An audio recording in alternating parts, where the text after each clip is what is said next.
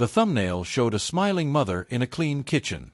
6 children, all neatly dressed, looking at the camera with the bright-eyed energy of kids who have been told to look happy for the video. The channel was called 8 Passengers.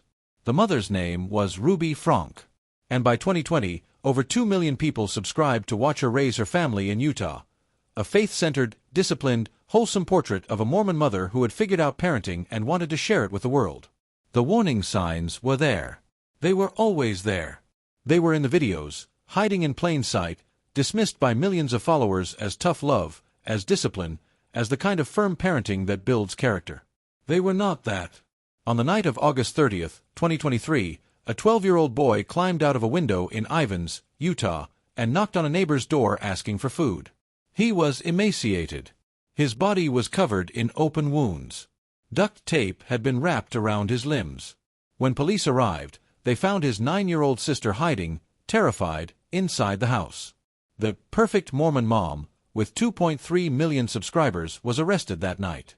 What was happening behind the camera was unlike anything her followers had imagined. Ruby Griffiths was born on January 18, 1982. She married Kevin Franke, an engineering professor at a Utah university, while they were both students at Brigham Young University. They were devout members of the Church of Jesus Christ of Latter-day Saints. They had 6 children between 2003 and 2013. In 2015, Ruby launched the YouTube channel 8 Passengers, a name representing the 8 members of the Franke family traveling through life together. The formula was familiar and effective. Daily vlogs. Kids doing homework, going on trips, navigating teenage milestones. Ruby at the center, articulate, confident, warm on camera, presenting herself as a firm but loving guide through the chaos of raising 6 children. The channel grew rapidly.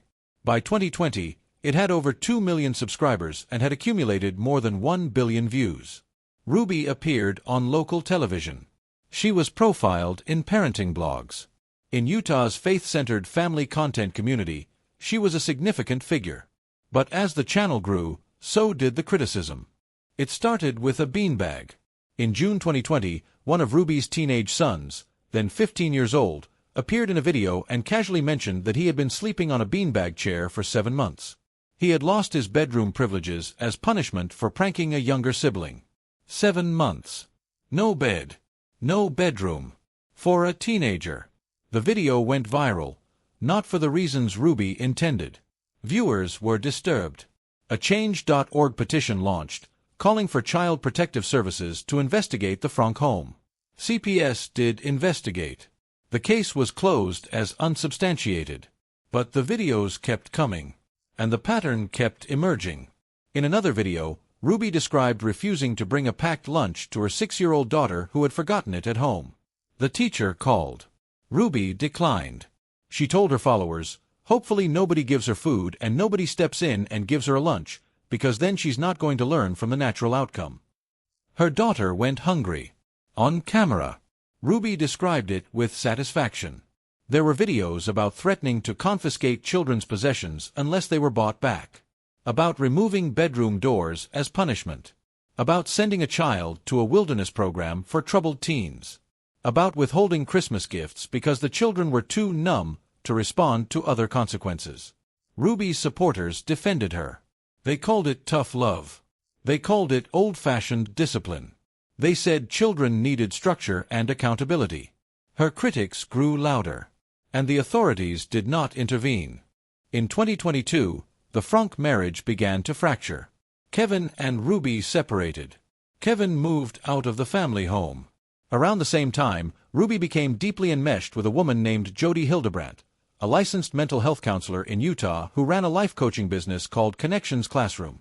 ConneXions presented itself as a values-based counseling program built around principles of honesty, accountability, and spiritual growth, with particular appeal to members of the LDS faith community.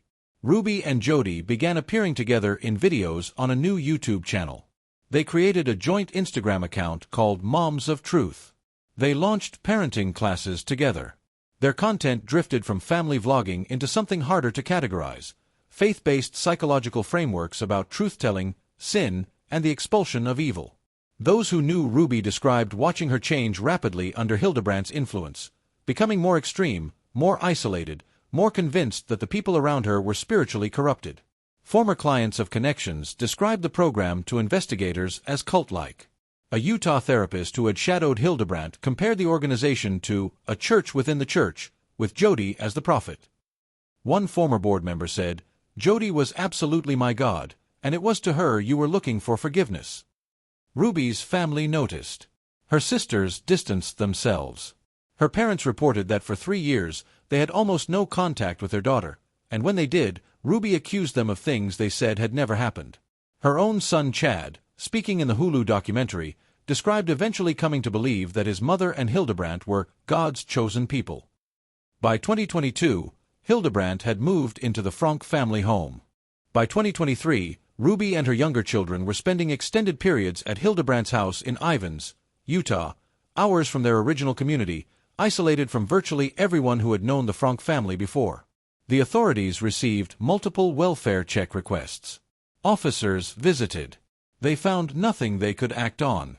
Then, on the night of August 30th, 2023, a 12-year-old boy climbed out of a window and knocked on a stranger's door. At 10:50 p.m. on August 30th, 2023, a neighbor in Ivins, Utah, called 911. "I just had a 12-year-old boy show up at my front door asking for help," the caller said. "He said he came from a neighbor's house and he just left through the porch."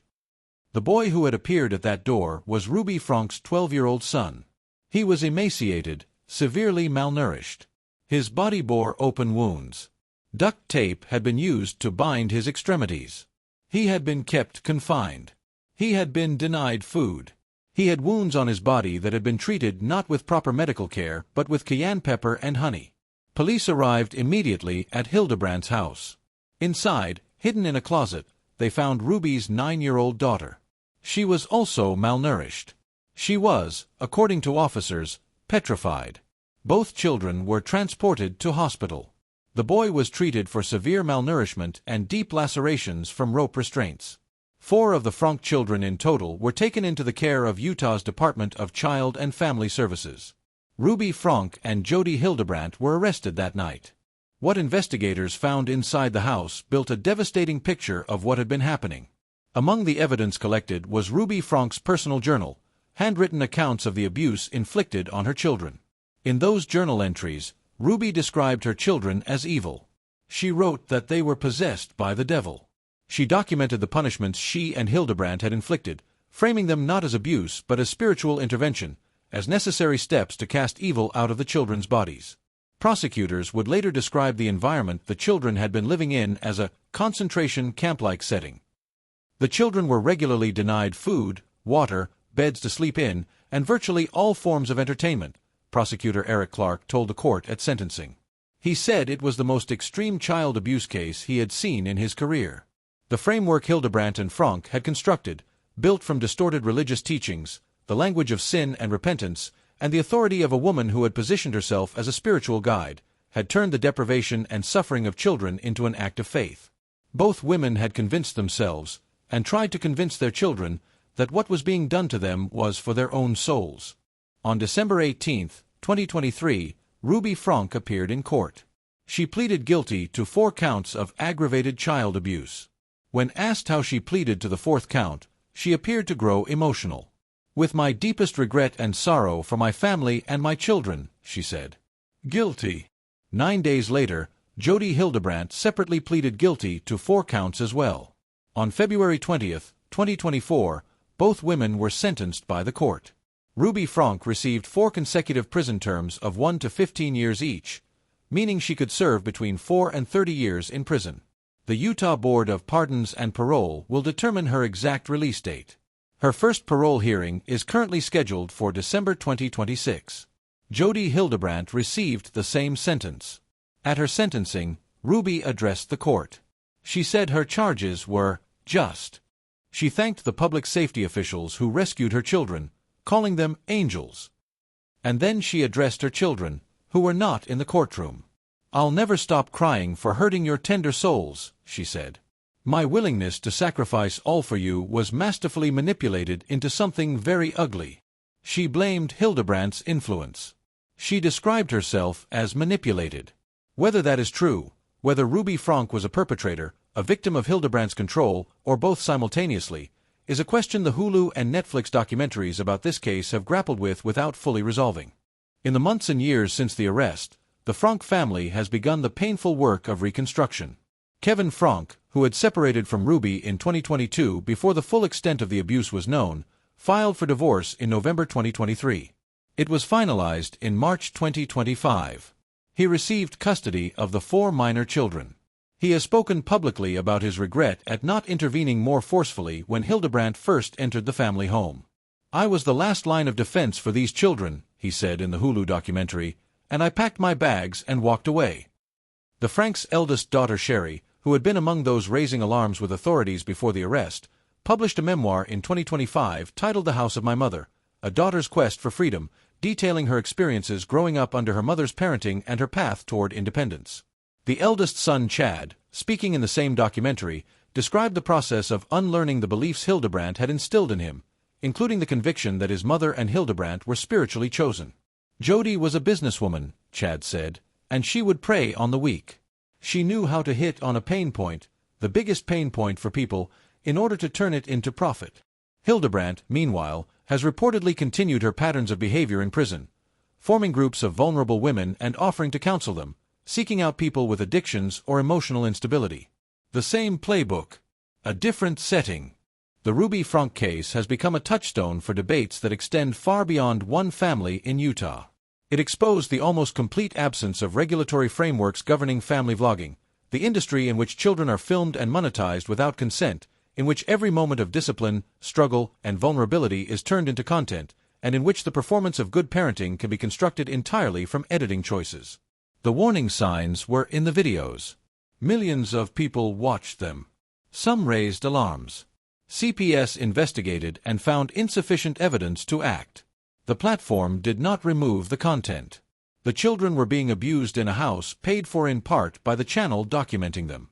In the wake of the Franke case, Utah and several other states passed legislation restricting the financial exploitation of children in monetized online content, laws that advocates have been pushing for years, pointing to this case as the most visible proof of what can happen when no one intervenes. The 8 Passengers channel no longer exists. The more than 1,000 videos Ruby Franke made across 8 years of her children's lives have been removed from public view. Ruby Franke's children were not fictional characters in a parenting tutorial. They were real children, living real lives behind a camera their mother pointed at them from the time they were old enough to wave. They deserved privacy. They deserved protection. They deserved a mother who did not describe withholding their lunch as a teaching moment, or confiscating their bedrooms as character building, or tying them up in a house in rural Utah as a spiritual necessity. The 12-year-old boy who climbed out of that window and knocked on a neighbor's door asking for food did not do so because he had failed to repent for his sins. He did it because he wanted to be safe. Because he was brave enough to run when he finally could. If there is one thing this case teaches about the world we now live in, where family content is an industry, where parenting is a brand, and where millions of people watch strangers raise their children, it is this: the camera does not show everything. And the people who most need to be seen are often the ones who can't speak directly to it. Subscribe to Quick Crime Vault. Every case in this vault deserves to be told. Every child deserves to be protected. We'll see you in the next vault.